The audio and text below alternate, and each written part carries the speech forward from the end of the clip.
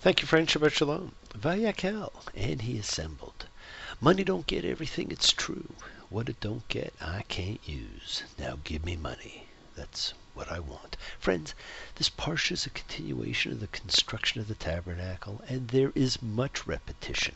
And it's about collecting contributions for the work and about the artists.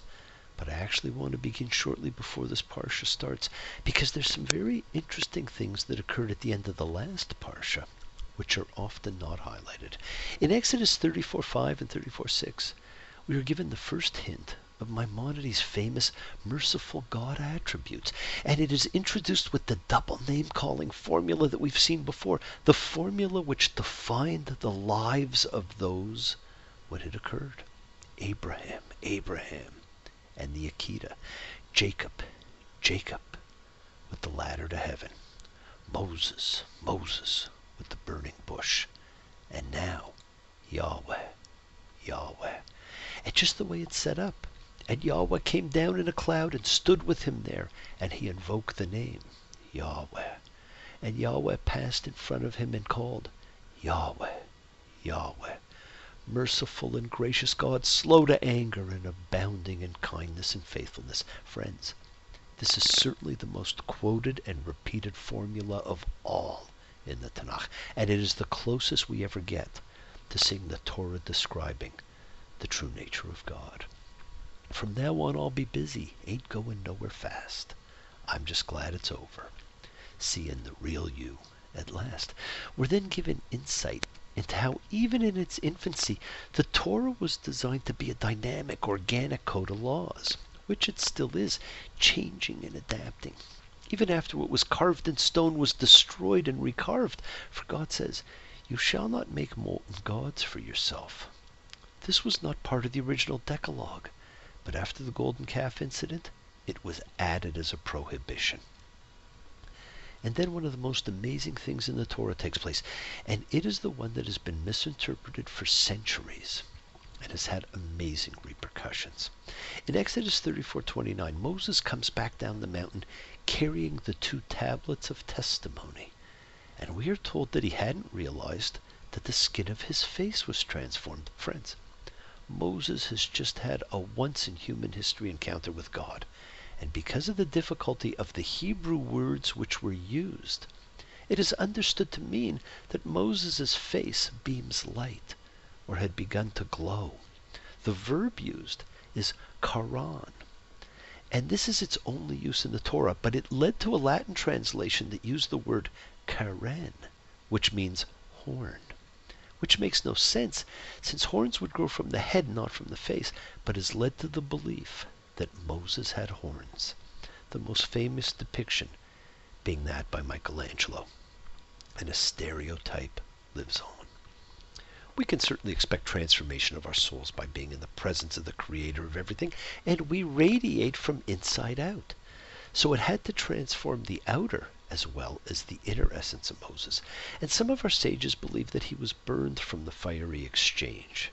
But friends, it marked the establishment of a series of layers in the channel to God, a series of tents within tents, the Paroket, the Mishkan, the Ohel, each of which is still part of our own approach to sacredness.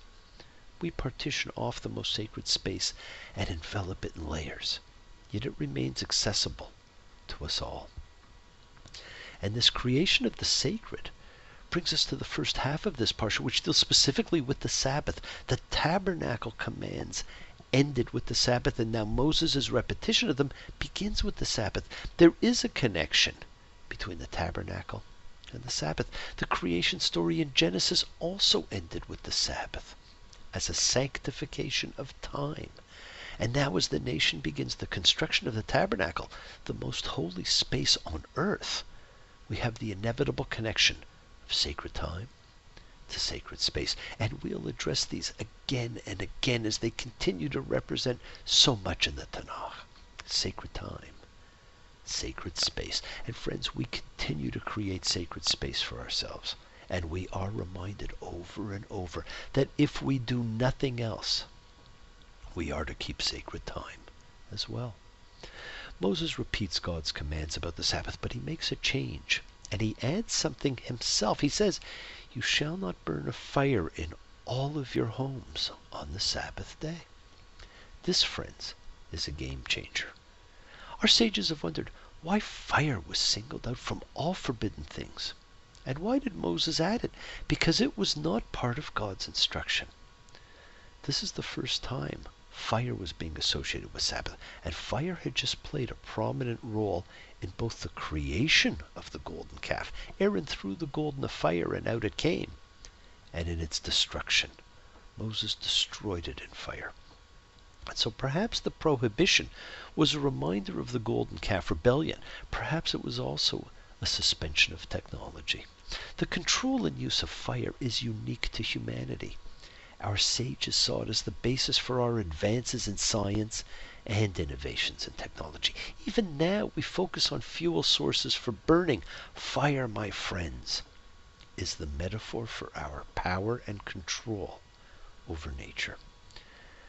By giving it up at home, not everywhere, not the tabernacle, just at home, we are participating again in the sacredness of space and time. Friends, this is a parsha of repetition, of construction, of instructions. It's designed for the detail-oriented who can follow the manufacture and formulae for creation, while those who get caught up and prefer the stories nod off and skip so much of this. Does it matter to you whether there were 50 loops?